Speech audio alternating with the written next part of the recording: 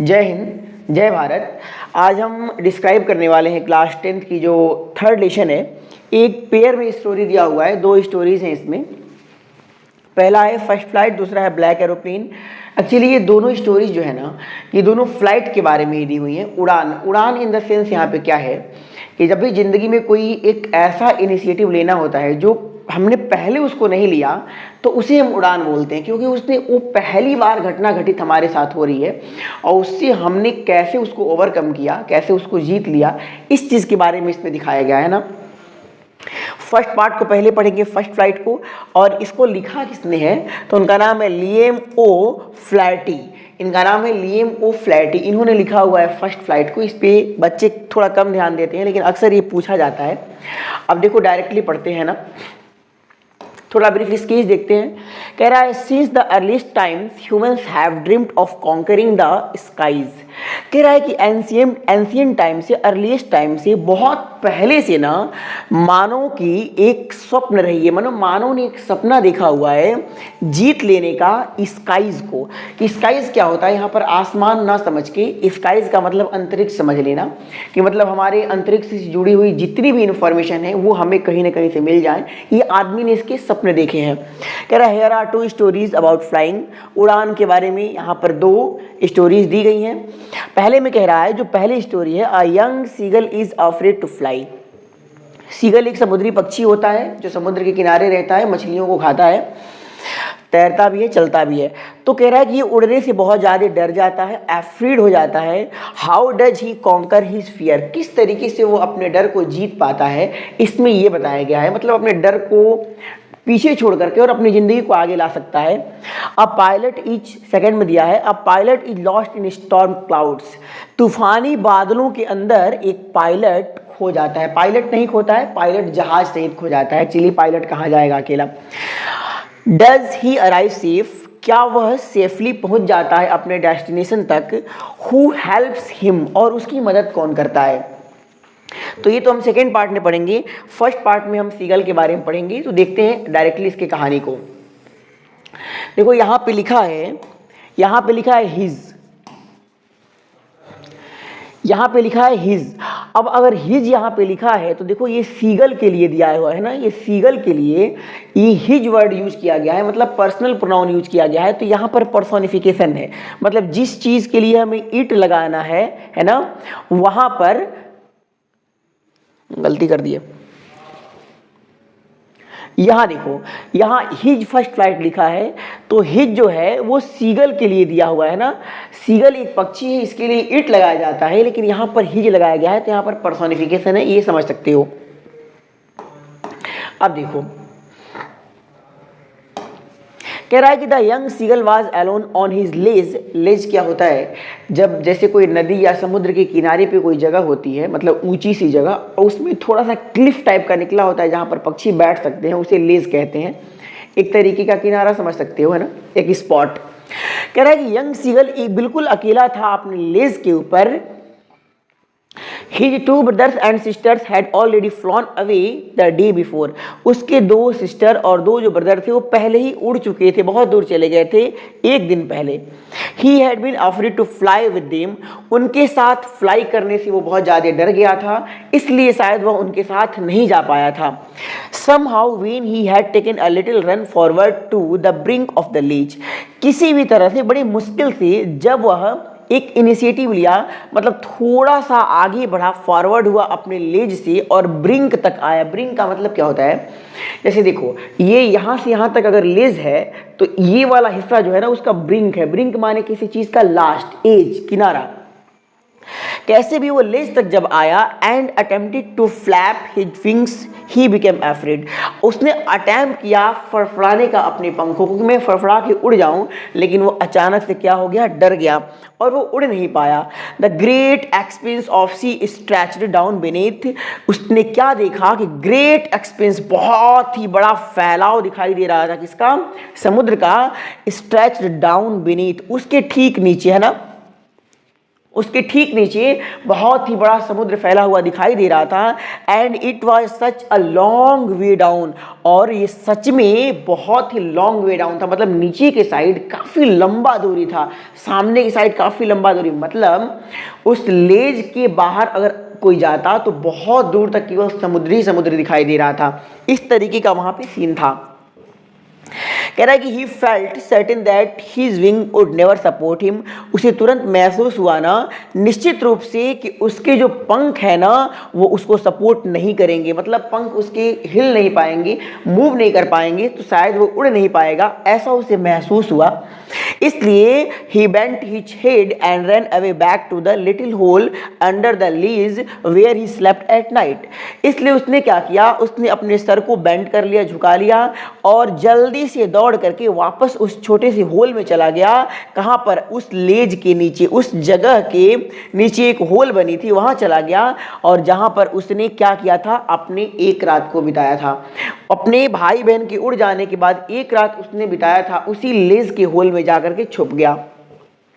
कह रहा है कि even when each of his brothers and his little sisters whose wings were far shorter than his own, कह रहा है कि यहाँ तक कि ना कि उसके जो भाई बहन थे, उसके जो भी भाई बहन थे ना, उनके पंख भी बहुत ज़्यादा शॉर्ट थे, मतलब उनके ब्रदर सिस्टर जो थे उनके पंख भी क्या थे, बहुत ज़्यादा फार शॉर्टर थे, बहुत छोटे थे, ऐसा नहीं था कि बहुत बड़े थे।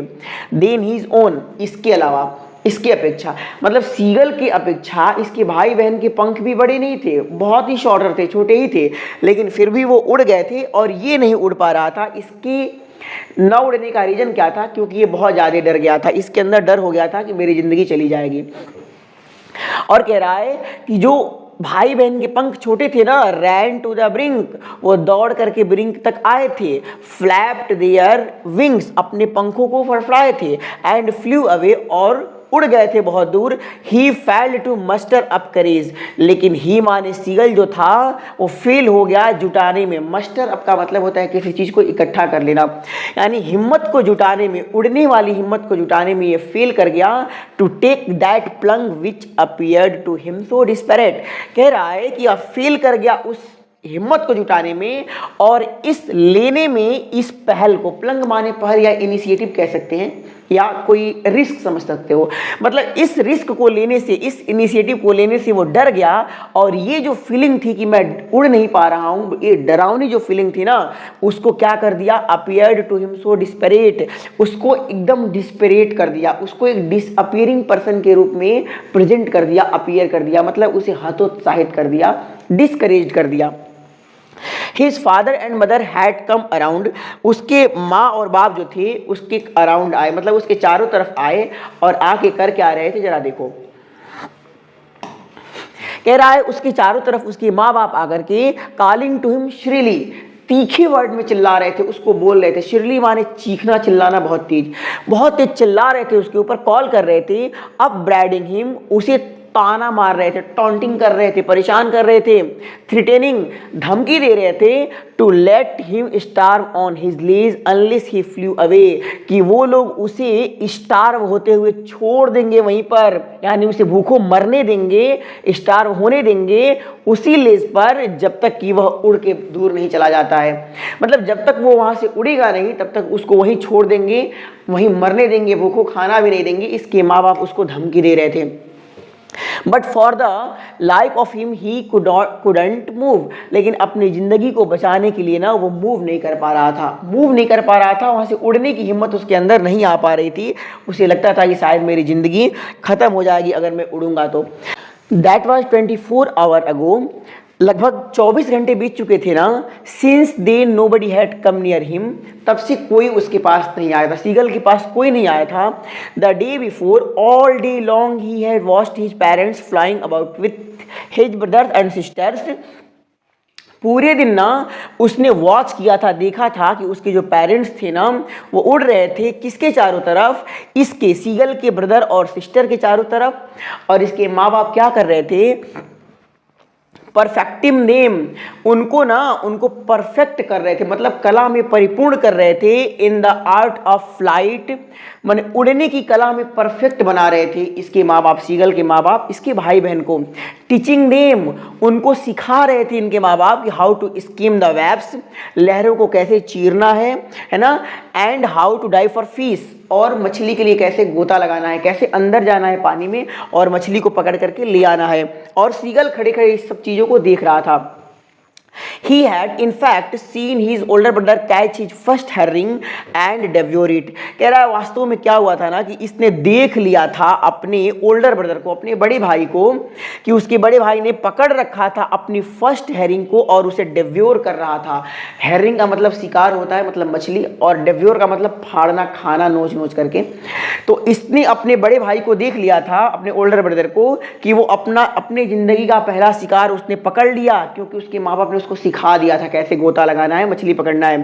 तो उसने अपने पहले हेरिंग को पकड़ा और उसे डेव्योर किया, उसे क्या किया, खा रहा था। Standing on a rock while his parents circled around raising a proud cackle। उसका जो भाई था ना वो मछली को पकड़ के फाड़ रहा था और वो खड़ा था एक चट्टान के ऊपर, जबकि उसके जो पेरेंट्स थे ना सर्किल्ड, मतलब उसके चारों तरफ घूम करके, और राइजिंग अ प्राउड कैकल, मतलब काँव की आवाज़ कर रहे थे, जो आवाज़ किसकी थी, प्राउड वाली थी। मतलब प्राउड उनको हो रहा था कि मेरा जो बच्चा है ये शिकार को पकड़ लिया है, मतलब काफ़ी पारंगत हो गया है, तो इसलिए वो लोग प्राउड के कल कर रहे थे, चिल्ला रहे थे गर्व से। And all the morning the whole family had walked about on the big plateau. पूरे दिन सुबह में उसने क्या देखा कि उसकी पूरी फैमिली वॉक करती रही एक बड़े से पठार के ऊपर, मतलब पत्थर के पठार के ऊपर। Mid way down the opposite Cliff taunting him, इसके ठीक सामने बैठ करके, और मतलब अपोजिट इसके बैठ करके क्लिफ के ऊपर, और इसको ताना मारती रही इसकी पूरी फैमिली।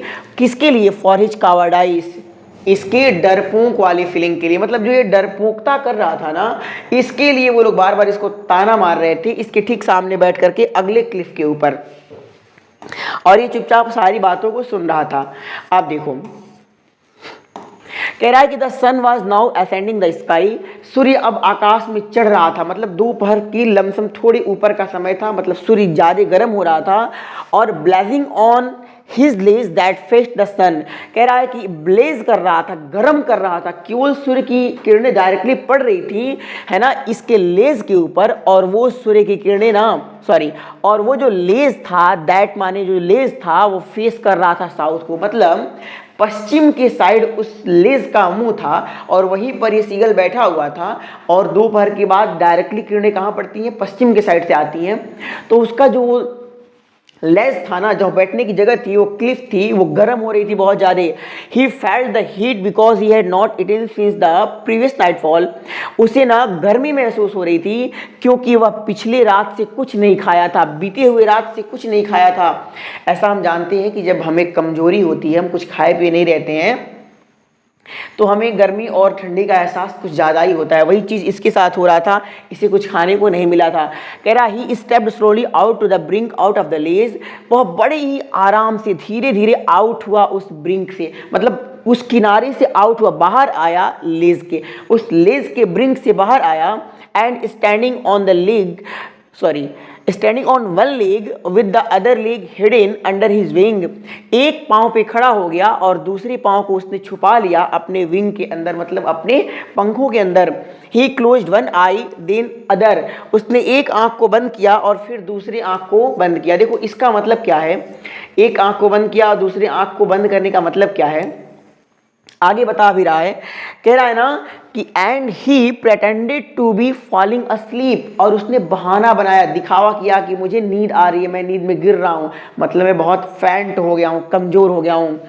कह रहा है still they took no notice of him, इसके बावजूद भी किसी ने उसको नोटिस नहीं किया, उस सीगल को किसी ने नोटिस नहीं किया, इसके फैमिली के किसी मेंबर ने। ही saw his two brothers and his sisters lying on the plateau dozing with their heads sunk into their necks। क्या हुआ ना कि इसने अपने टू ब्रदर और सिस्टर को देख लिया, जो लेटे हुए थे, बैठे हुए थे, आराम कर रहे थे एक पठार के ऊपर, और वो ऊँघ रहे थे, हल्की हल्की नींद आ रही थी उनको, और उन्होंने अपने हेड को संक कर रखा, मतलब डुबा रखा था, सिंक का सेकेंड फॉर्म है संग। उन्होंने अपने सर को, अपने गर्दन को डुबा रखा था अपने नेक के अंदर, यानी उन्होंने अपने हेड को अपने गर्दन के अंदर, जैसे पक्षियां ऐसे कर लेते हैं सर को, अपने गाय भैंस भी ऐसे कर लेती हैं, मतलब फुल सेटिस्फैक्ट्री जब फीलिंग आती है ना किसी जानवर को, तो अपने सर को छुपा लेता है अपने गर्दन के अंदर। वही कह रहा है कि वो लोग सेटिस्फाइड थे, खा पी करके मस्त थे, तो उन लोगों ने अपने नेक के अंदर अपने सर को डुबा करके, छुपा करके और ऊँघ रहे थे, डोजिंग कर रहे थे, मतलब उनको बड़ी अच्छी नींद आ रही थी। कह रहा है his father was preening the feathers on his white back, अपने वाइट बैक के ऊपर उसके जो फादर थे ना वो प्रिनिंग कर रहे थे, सुखा रहे थे अपने पंखों को, यानी वो पानी से बाहर खा पी करके आए थे, सुखा रहे थे। कह रहा है कि सी वाज स्टैंड, यहाँ देखो कह रहे only his mother was looking at him, केवल उसकी माँ ही उसके ऊपर दिख रही थी, मतलब सीगल के ऊपर उसकी माँ की नज़र थी। She was standing on a little high hump on the plateau, वह एक पठार के हाई हम्प पर, हम्प का मतलब टीला, एक बड़े से टीले के ऊपर उसकी माँ खड़ी थी, बैठी थी। हर वाइट ब्रिस्ट थ्रस्ट फॉरवर्ड, उसकी वाइट ब्रिस्ट जो थी वो आगे की तरफ निकली हुई थी, मतलब पक्षियों का निकल जाता है जब वो बैठते हैं तो। Now and again she tore at a piece of fish, कह रहा है कि बार बार वो ना वो फाड़ रही थी अ पीस ऑफ फिश, एक मछली के टुकड़े को बार बार फाड़ रही थी अपने चोंच से पकड़ के। दैट ले एट हर फीट, जो मछली पड़ी हुई थी उसके पाँव के अंदर, मतलब उसके पंजों में वो मछली पकड़ी गई थी।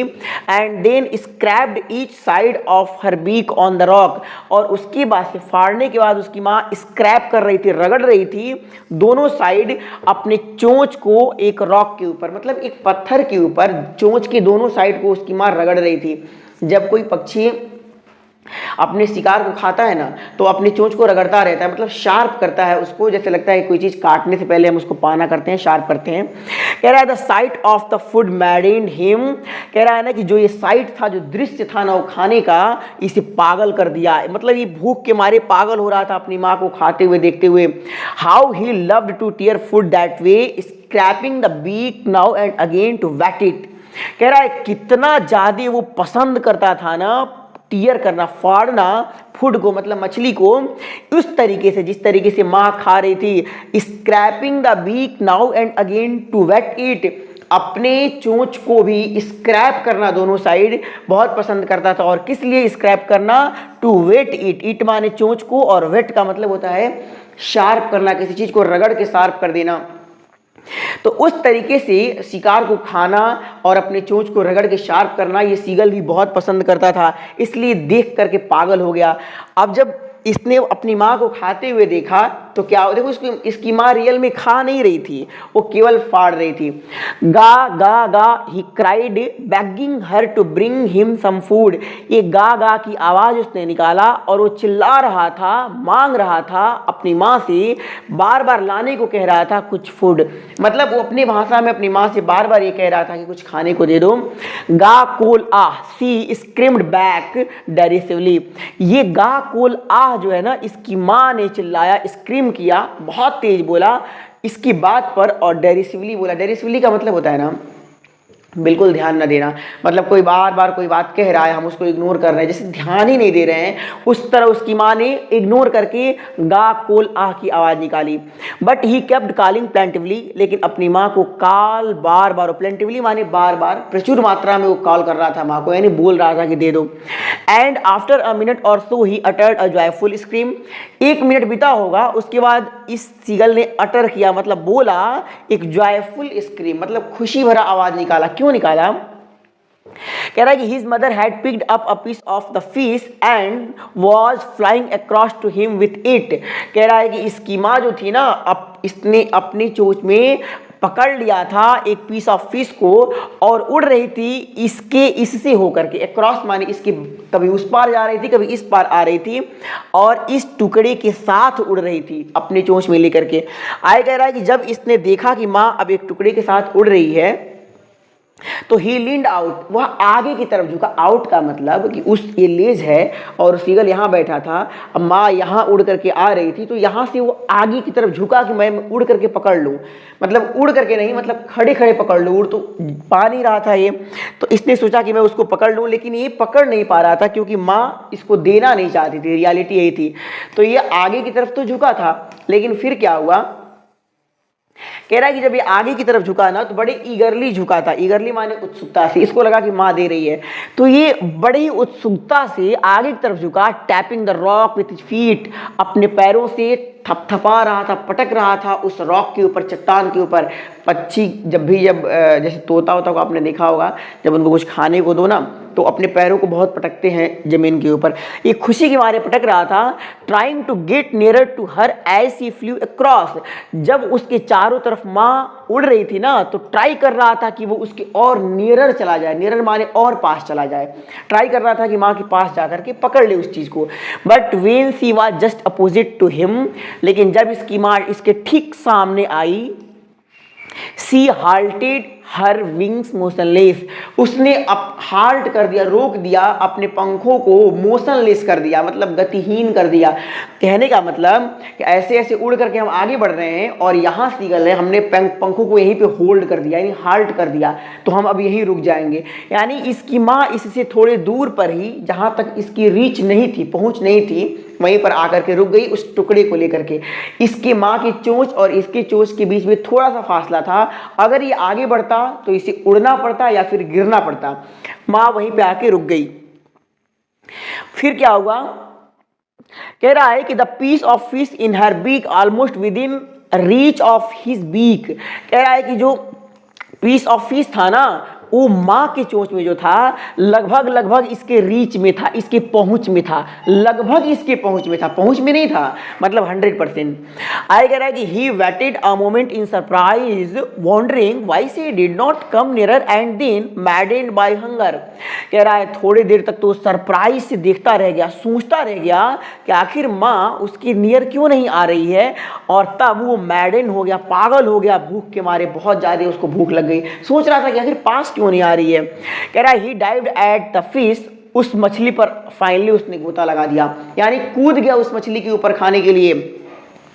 कह रहा with a loud scream he fail outwards and downwards into space, कह रहा है बहुत तेज चिल्लाहट के साथ, बहुत ही लंबे चिल्लाहट के साथ वह गिरने लग गया आउटवर्ड्स एंड डाउनवर्ड्स, उस लेज से आउट बाहर, और नीचे बहुत समुद्र था उसमें वो गिरने लगा। स्पेस क्यों कहा गया है, क्योंकि उस लेज और समुद्र के बीच खाली बहुत बड़ी जगह थी, इसलिए इसको स्पेस कहा गया है ना। कह रहा है कि then a monstrous terror seized him and his heart stood still, monster का मतलब राक्षस होता है।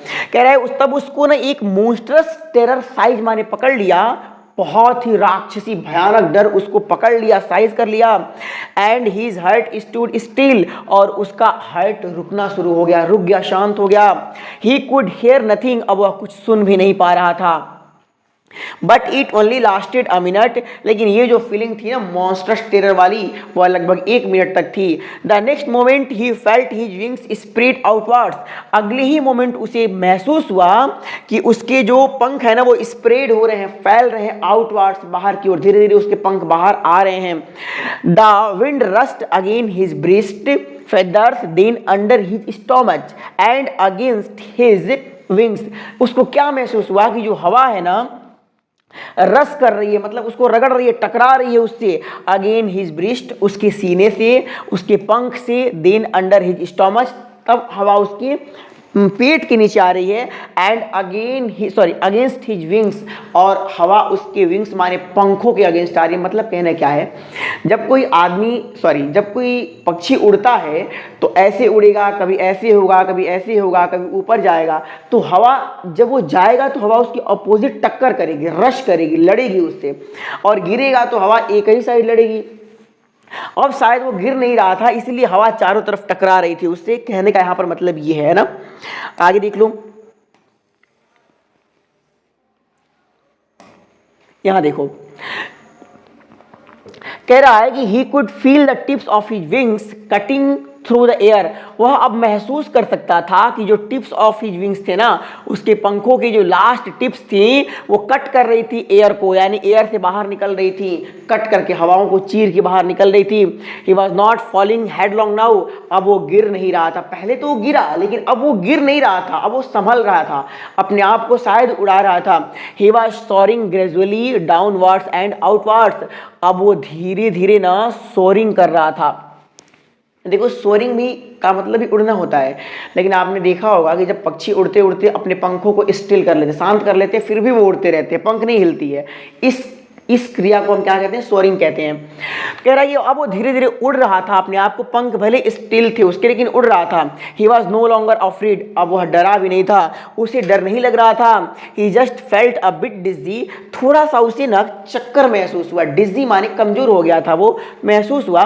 कह रहा है then he flapped his wings once and he soared upwards, कह रहा है कि अब उसने अपने पंखों को थोड़ा फ्लैप किया, पंखों को, और एक बार उसे लगा कि वह उड़ने लगा, कहाँ? अपवर्ड्स, ऊपर की ओर। यानी अब वह नीचे जा रहा था, अब अचानक से वो ऊपर आने लगा, अब उसे लगा कि मेरे पंख काम कर रहे हैं। गा गा गा गा गा, इसकी आवाज उसने निकाली। गा कोल आ, हिज मदर सूप्ड पास्ट हिम, जब वो ये आवाज निकाला तो उसकी माँ गा कोल आ की आवाज निकाली और सूप्ड पास्ट हिम, बहुत तेज होकर के उससे गुजर गई। सूप का मतलब सामने से गुजर जाना। इसकी माँ इसके पास से गुजर गई। माँ के पास से गुजरने का सेंस क्या है कि माँ बता रही थी कि मैं अब तुमको सपोर्ट कर रही हूँ, मैं तुम्हारे पास हूँ, डरो मत। कह रहा है हर wings making a noise, loud noise, उसकी माँ के पंखों ने लाउड नॉइज क्रिएट किया, मतलब उसके पंख बड़े बड़े थे और बहुत तेज उड़ी थी, इसलिए काफी नॉइज आ रही थी।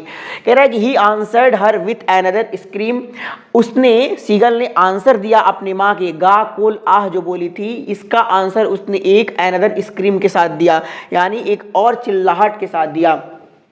Then his father flew over him screaming, तब उसके फादर भी उसके ऊपर उड़ते हुए आए और वो भी स्क्रीम कर रहे थे, चिल्ला रहे थे। He saw his two brothers and his sisters flying around him curveting and banking and soaring and diving, उसने बाद में देखा कि उसकी दो सिस्टर और ब्रदर भी जो थे ना, वो भी उड़ते हुए इसके चारों तरफ आए। वो करवेटिंग कर रहे थे, बैंकिंग कर रहे थे, सोरिंग कर रहे थे और डाइविंग कर रहे थे। इन चारों का मतलब समझो। करवेटिंग का मतलब होता है ना ऐसे ऐसे जिग जैग साइड में उड़ना, इसे करवेटिंग कहते हैं। बैंकिंग का मतलब होता है ऊपर से डायरेक्ट नीचे उड़ करके आना, इसे हम बैंकिंग कहते हैं। और सोरिंग अभी हमने आपको बताया कि पंखों को स्टिल करके उड़ना सोरिंग कहलाता है। और डाइविंग कहते हैं पानी के अंदर जाने को, गोता लगाने को, पानी के पास जाना और वापस आना, इसे हम क्या कहते हैं? डाइविंग कहते हैं। इतना सारा काम इसके भाई बहन कर रहे थे। अब देखो ये चार काम इसके भाई बहन क्यों कर रहे थे कि ताकि अब वो भी सीख ले कि करवेटिंग, सोरिंग या डाइविंग कैसे करते हैं। इसके भाई बहन इसको सिखाने का प्रयास कर रहे थे। अब देखो कह रहा है कि then he completely forgot that he had not always been able to fly, तब वो पूरी तरह से ये बात भूल गया ना कि वो हमेशा से उड़ने में एबल नहीं था, मतलब अब वह उड़ नहीं पा रहा था, इस फीलिंग को भूल गया। And commanded himself to dive and soar and curve shrieking shrilly, बहुत तेज चिल्लाते हुए उसने अपने आप को कमेंड किया, विश्वास दिलाया, अपने आप को विश्वास दिलाया कि अब वो डाइव कर लेगा, सोरिंग कर लेगा, करवेटिंग कर लेगा, ये सारी चीज वो कर लेगा। अपने आप को कमेंड किया, विश्वास दिलाया कि मैं कर लूंगा, और चिल्लाया, बहुत तेज श्रीली चिल्लाया, खुश होकर के चिल्लाया। He was near the sea now, flying straight over it, वो समुद्र के ठीक सीधा सीधा ऊपर ऊपर उड़ रहा था, समुद्र से नजदीक था। Facing straight out over the ocean, उस बड़े से ओशन को, बड़े से समुद्र को सीधा सीधा फेस कर रहा था, मतलब नीचे समुद्र था, ऊपर वो उड़ रहा था, फेस कर रहा था। He saw a vast green sea beneath him, उसने अपने नीचे एक बहुत ही विशाल ग्रीन कलर का समुद्र देखा, हरे हरे पानी को देखा। With little ridges moving over it, जब वो छोटे छोटे रिजेज पर से मूव कर रहा था, उसके ऊपर से उड़ रहा था। रिजेज का मतलब क्या होता है? जो पहाड़ वगैरह होते हैं उसके टिप्स वगैरह निकले होते हैं छोटे छोटे जगह, जैसे मान लो एक ये पहाड़ है तो एक रिज ये हो गया, एक पहाड़ है इसका एक रिज ये हो गया, मान लो एक पहाड़ ये है इसका एक रिज ये हो गया, इसे रिजेज कहते हैं, टॉप ऑफ अ माउंटेन। तो वही कह रहा है कि जब वह ना उड़ रहा था, कहाँ उड़ रहा था? छोटे छोटे रिजेस के ऊपर से उड़ रहा था, तो and he turn his beak sideways and cawed amusedly, तब उसने अपने दोनों साइड अपने बीक को किया, मतलब अपनी चोंच को दोनों साइड घुमाया, मुंह को घुमाया साइड वे में और चिल्लाया बड़े ही खुश होकर के, यानी अम्यूज्डली चिल्लाया, बहुत तेज चिल्लाया। पहली बार वो अपने मुंह को इधर उधर किया था।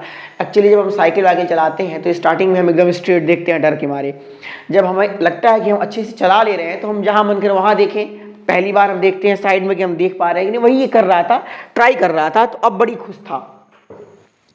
आगे देखो, कह रहा है कि his parents and his brothers and sisters had landed on this green flooring ahead of him.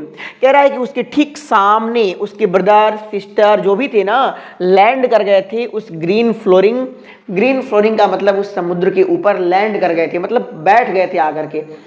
ये क्यों बैठ रहे थे, मतलब ये बताना चाहते थे कि तुम भी बैठो, सीखो।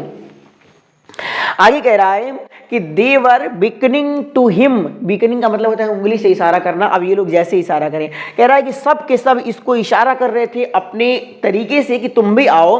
कॉलिंग श्रीली, चिल्ला चिल्ला करके इसको इशारा कर रहे थे। कह रहा है he dropped his leg to stand on the green sea, उसने ग्रीन सी के ऊपर अपने पैर को ड्रॉप कर दिया, मतलब रख दिया, सीगल ने रखा।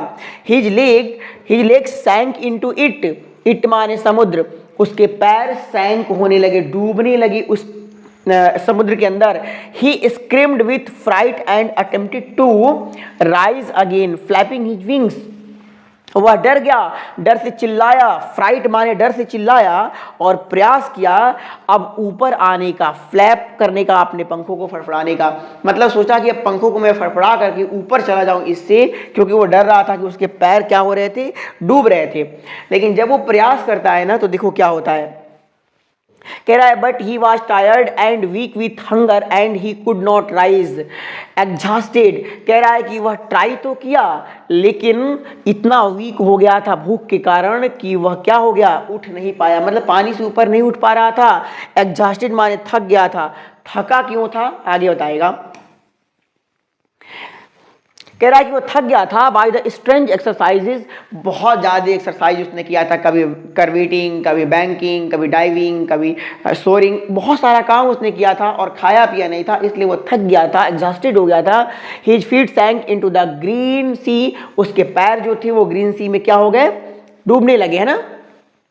And then his belly touched it and he sank no further, और जैसे से पैर डूब गए ना, तब जब बेली, पेट का हिस्सा जब टच हुआ तब वह डूबना बंद कर दिया। अब वो आगे अब नहीं और डूब रहा था। कहने का मतलब क्या है ना, बतख को देखा ना, बतख को, बतख जब चलती है पानी में तो पैर उसके दिखाई नहीं देते हैं क्योंकि पैर पानी के अंदर होते हैं, और जैसे उसका बेली टच होता है ना वो डूबना बंद कर देता है, वो तैरने लग जाता है। ये बात इसको पता नहीं था, अब पता चला। कह रहा है he was floating on it, अब वह तैरने लग गया, फ्लोटिंग करने लग गया पानी के ऊपर।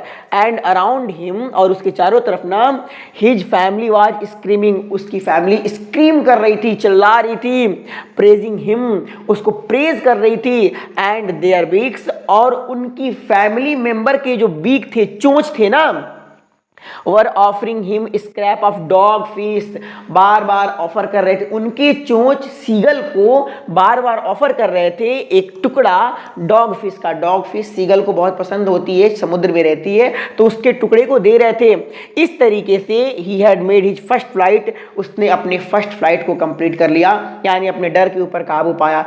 ओवरऑल अगर देखा जाए तो इस स्टोरी में क्या है, तो देखो इस स्टोरी में यही कहा गया है कि अगर हम जिसको प्यार करते हैं, जो हमसे लगा हुआ है, अगर उसकी ज़िंदगी के लिए 2 स्टेप काफ़ी हार्सिंग लेना हो, काफ़ी हार्ड वे में लेना हो, तो हमें लेना चाहिए।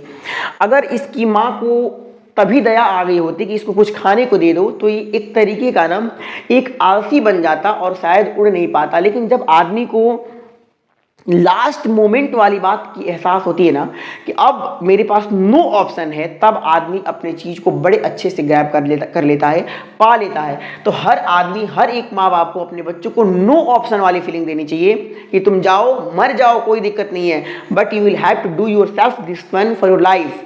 ये काम तुमको तुम्हारी लाइफ के लिए खुद ही करना पड़ेगा। ये बात हर एक आदमी के दिमाग में होनी चाहिए। तो इस कहानी से हमें यही मोरालिटी मिलती है। तो इसकी क्वेश्चन आंसर हम टेलीग्राम पे आपको देंगे। क्वेश्चन आंसर का अभी क्लास हमने लिया नहीं है, लेकिन बहुत जल्द देने वाले हैं। मतलब आपकी एग्जाम से पहले how to write a proper answer, ये चीज़ आपको बड़े अच्छे तरीके से आ जाएगी। तो आज के लिए बस इतना ही। जय हिंद, जय भारत।